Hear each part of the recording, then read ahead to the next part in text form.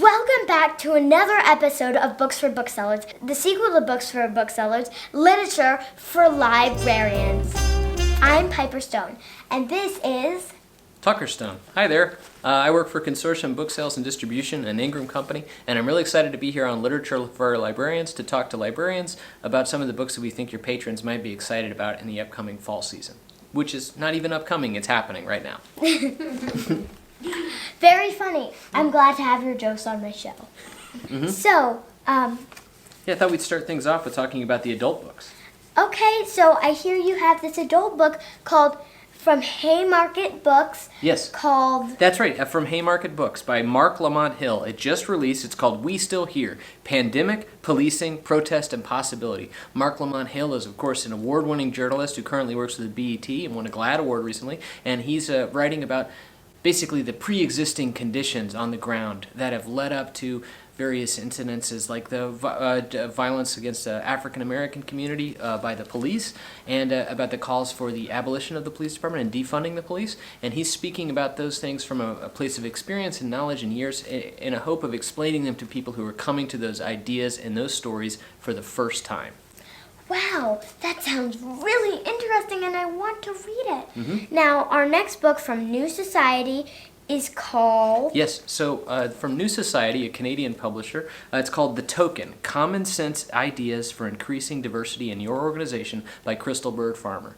This is another nonfiction title, which is intended for people who are, hearing the calls and agreeing with the calls, obviously, for increasing the diversity in their organization, whether that's at a business or in a society that they're associated with. But how do they make that happen in the world that we live in right now? What are some common sense ideas? Crystal Bird Farmer is somebody who's been working in that capacity, and it's her book that's simple, easy to understand, and directly actionable right now for people who are looking to embrace this new world and the new obligations that we have in it.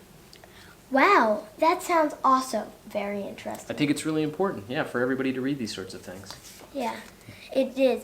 Now, our third book, second to last, is from Gallic Books called... Yes, it's called The Reader's Room. And I didn't want to show up today to talk to librarians and not bring an exciting and funny mystery along with me. So I brought along The Reader's Room by Antoine Lorraine.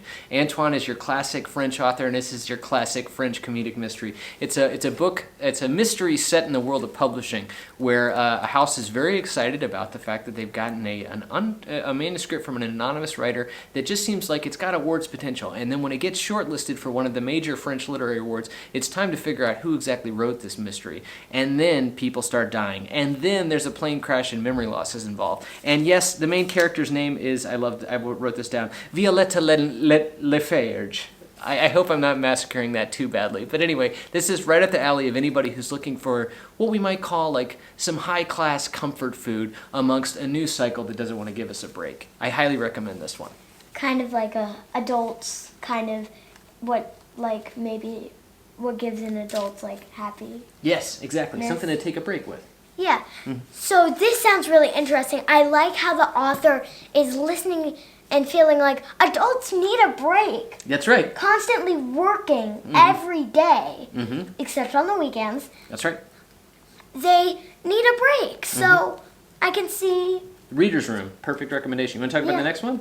Well, then the next book, the last adult book, is from Iron Circus Comics. That's right. Which is a really good name for a company. That is. Iron Circus Comics Last Halloween by Abby Howard. It's a fantastic graphic novel just released this month, and it's already gotten 4 starred reviews. And I had to write this one down because it's from our friends at the School Library Journal. They said it might... it's so sharp, it might have blood dripping from it, which is a pretty great recommendation for a horror comedy graphic novel. Now, this is technically for adults, but it's really a young adult reader, so if you've got some aspirational kid readers who are looking for some graphic novels with a little more edge to them, this is perfect for them. It's all about a girl named Mona who decides she's going to save the world from all the demons and monsters that have just started to invade her local town. It's a fantastic graphic novel, and I think it's going to be the first in the series from Abby Howard, who has a huge following online.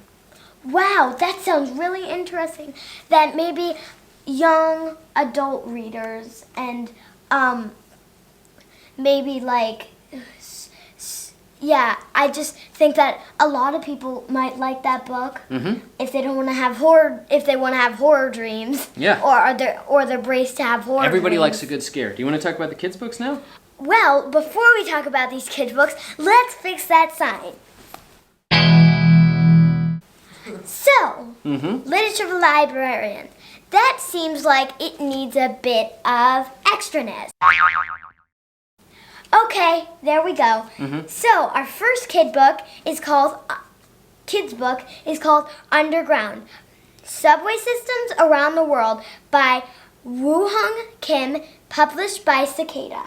So this is a fantastic picture book all about subway systems. Obviously, New York-based readers are going to have a lot of attention and affection for this, but this is a book that travels around the world to show us all the cities and communities that are connected by underground trains, primarily subways. It's done in the imperial and metric system. It's beautifully and colorfully illustrated, the kind of thing that, like, it's a deceptive lesson because it's so cool looking and so cartoony and bright in color that you might forget that you're actually learning a whole lot while you read it. I was born in Brooklyn, so this seems like right up my alley. Right it seems like anyone who's by underground places, it's right up their alley. And people who don't even live by subways, it still might be right up your alley. Maybe because this will who convince knows? those people to start voting for subways to be built in their own community. Yeah. Yeah. Now, our next book, kids' book, is Jacob's Fantastic Flight by Philip Wachter. Yeah, so Wachter. Jacob's Fantastic Flight by Blue Dot. Published by Blue Dot. Blue Dot Press, which is a fantastic San Francisco-based publisher that just started up last year. This is a book that's already gotten multiple starred reviews, 3 in fact, from Kirkus, Publishers Weekly, and Booklist, and it tells the wonderful story of when a family decides that they're going to go on a vacation, their son Jacob decides he's going to fly there on his own, and not with a plane, and not with a machine, but just, he's just going to Superman-style fly. So spread his wings and fly up in the air. If by wings you mean arms. Yes. Now, our next book, Okapi Tale by Jacob Kramer and K-Fi Steele. You may K-Fi recall this Steele. book as the sequel to a certain book called... Noodle Fant. That's right. Now, this is published by Enchanted Lion. So Noodle Fant was released to high acclaim last year, a fantastic story about a community that surrounded an elephant who was able to make the best possible spaghetti out of any possible product with the use of his fantastic noodler. And Okapi Tale is about what happens when she decides to leave town for a little while and the entire community decides maybe it's time to start making lots and lots of money off her fantastic invention. And this is one of those books that, like, it might have a little bit of a joke in there because the animals that decide to take over are a bit of a okapi-tellist that come along and decide, well, if we can make money, we got to make money, right? But that's not how things are supposed to work in the world of Noodle Fan. No, it isn't. And no one will stop them but Noodle Fan. That's right. So, I think this is very interesting, and I have to get it because I have right upstairs that's the first book, Noodle Fan, which is a very interesting book that hopefully someday you will read.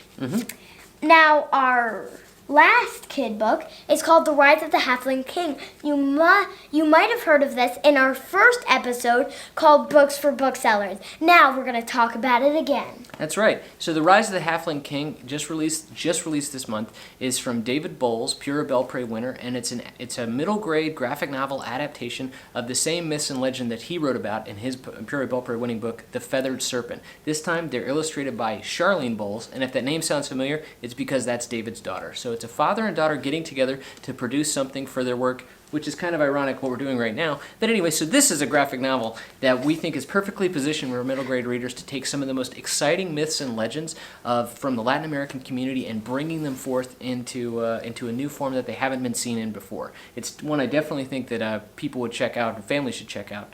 And anyway, so that's it for me, and I'm really grateful for the chance to come by and talk to you librarians today about these books. If you're interested in checking out PDFs or advanced copies of any of these books, please feel free to contact me. My information will be somewhere on this video, or maybe it'll be sent to you right afterwards. And Piper, I want to say thank you so much for having me on your show again. Oh. Well, goodbye. So, thank you for watching. It's time for me to say goodbye now too, I guess. Well, thanks for watching, and don't forget to watch our other Books for Booksellers episodes. Goodbye and peace out. Okay, good. And now... You gotta edit this laughing out.